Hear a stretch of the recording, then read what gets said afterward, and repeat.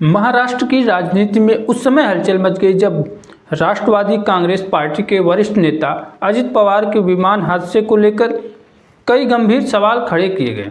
यह हादसा 28 जनवरी को पुणे जिले के बारामती में हुआ था। इस हादसे में अजित पवार सहित कुल 5 लोगों की मौत हुई थी। हादसे के बाद से लगातार इस मामले को लेकर सवाल उठाए जा रहे हैं। एनसीपी विधायक अमोल मिटकरी ने इस विमान हादसे पर सवाल खड़े किए। उन्होंने कहा कि क्या यह सिर्फ एक दुर्घटना थी या इसके पीछे कोई और वजह हो सकती है। उन्होंने यह भी पूछा कि क्या यह मामला राजीव गांधी हत्याकांड की तरह किसी साजिश से जुड़ा हो सकता है। उन्होंने कहा कि जब यह इतना बड़ा हादसा है तो फिर महाराष्ट्र में शांति कैसे बनी हुई है। हादसे से जुड़ा सीसीटीवी फुटेज अब तक सार्वजनिक नहीं किया गया है। उन्होंने सवाल उठाया कि ब्लैक बॉक्स सीसीटीवी फुटेज सामने क्यों नहीं लाए जा रहे हैं। उन्होंने कहा कि जनता को सच्चाई जानने का अधिकार है। इसके बाद अजित पवार के भतीजे रोहित पवार ने भी इस विमान हादसे पर सवाल उठाए। दिल्ली में एक प्रेस कॉन्फ्रेंस के दौरान उन्होंने स्क्रीन पर डेटा और फोटो दिखाते हुए कहा कि ब्लैक बॉक्स को लेकर शक पैदा हो रहा है। उन्होंने प्रधानमंत्री नरेंद्र मोदी और गृह मंत्री अमित शाह को पत्र भी लिखा।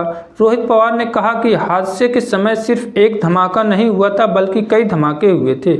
उन्होंने यह भी दावा किया कि विमान में सामान रखने की जगह पर अतिरिक्त पेट्रोल के डब्बे रखे गए थे जिससे आग भड़क गई। उन्होंने मांग की कि मामले की हर पहलू से गहराई से जांच होनी चाहिए। दोस्तों, यहाँ एक ज़रूरी बात साफ करना बहुत ज़रूरी है। यह पूरी खबर मीडिया में प्रकाशित रिपोर्ट और नेताओं के बयानों पर आधारित है। हम किसी भी तरह का आरोप नहीं लगा रहे हैं। इस मामले की सच्चाई जांच एजेंसियों के अंतिम रिपोर्ट के बाद ही सामने आएगी। हमारा उद्देश्य सिर्फ आप तक जानकारी पहुँचाना है, अफवाह फैलाना नहीं। इस मामले में पूर्व प्रधानमंत्री राजीव गांधी की हत्या का भी संदर्भ दिया गया। राजीव गांधी की हत्या 21 मई 1991 को तमिलनाडु के श्री पेरम्बदूर में हुई थी। यह आत्मघाती हमला लिट्ठे संगठन द्वारा किया गया था। हमलावर महिला ने फूलों की माला पहनाने के बहाने राजीव गांधी के पास जाकर विस्फोट कर दिया था। इस मामले में राजीव गांधी सहित 16 लोगों की मौत हुई थी और 45 लोग गंभीर रूप से घायल हुए थे। इस पूरे मामले पर पश्चिम बंगाल की मुख्यमंत्री ममता बनर्जी ने भी बयान दिया।